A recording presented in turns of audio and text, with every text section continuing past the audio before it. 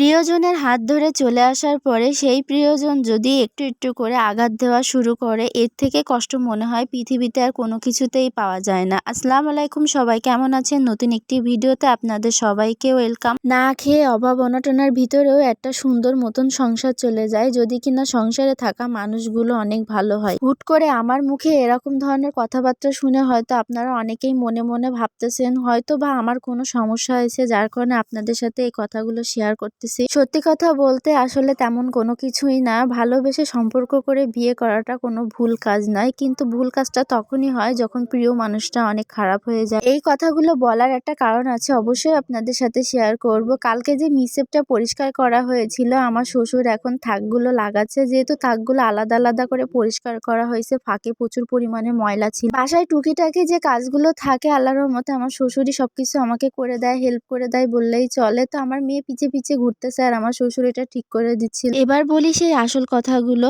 আমার বিয়ের 1-1.5 বছর পরেই আমাদের বাসার পাশে একটা ভাইয়ার বিয়ে হয়েছিল। ভাইয়া বললে অবশ্যই ভুল হবে, যেহেতু আমার বয়সে অনেকটাই ছোট, তারপরেও আমি ভাইয়া বলতেছি। ওই ভাইয়াটার সাথে যে মেয়েটার রিলেশন ছিল, সে মেয়েটা খুবই ভালো এবং নম্র একটা ভদ্র মেয়ে। তো ভদ্র ফ্যামিলি থেকে এসেছিল, ওকে ভালোবেসে বিয়ে করেছিল। ভালোবেসে বিয়ে করেছে, বছর 2 পারও হয়ে গেছে, এই পর্যন্ত একেবারে ঠিকঠাক ছিল। যখনই তাদের ভেতরে একটা ছোট্ট সন্তান আসলো, তারপরে থেকেই সে ভাইয়াটা একেবারে পুরো চেঞ্জ হয়ে গেছে। ওই ভাইয়াটাকে দেখতাম কখনো কাজে যেত না, কাজের একেবারে নামই নিত না। একদিন যেত তো 10 দিন বাসায় বসে থাকতো। এরকম অবস্থাতে ওই মেয়েটা তার সাথে রিলেশন করেছিল, সবকিছু জেনে শুনে এসেছে। ভাবছিল হয়তো বিয়ের পরে ঠিক হয়ে যাবে, কিন্তু বিয়ের পরেও সেই ভাইয়াটা কাজে যেত না। একদিন যেত তো আরো 20 দিন বাসায় বসে থাকতো। এরকম করতে করতে তাদের ঘরে আবার একটা বাবু আসলো। ওই মেয়েটা মনে মনে ভাবতো হয়তো বাচ্চা হলে একেবারে ঠিক হয়ে যাবে, কিন্তু বাচ্চার বয়স 2.5 বছর হয়ে গেছে, এখনো পর্যন্ত ওর বাবা কোনো কাজে যায় না। সংসারের সমস্ত হাল তার মাই করে। ওই ভাইয়াটার মা অনেক কষ্ট করে টাকা উপার্জন করে সংসার চালায়, ঘর ভাড়া দেয়, A to Z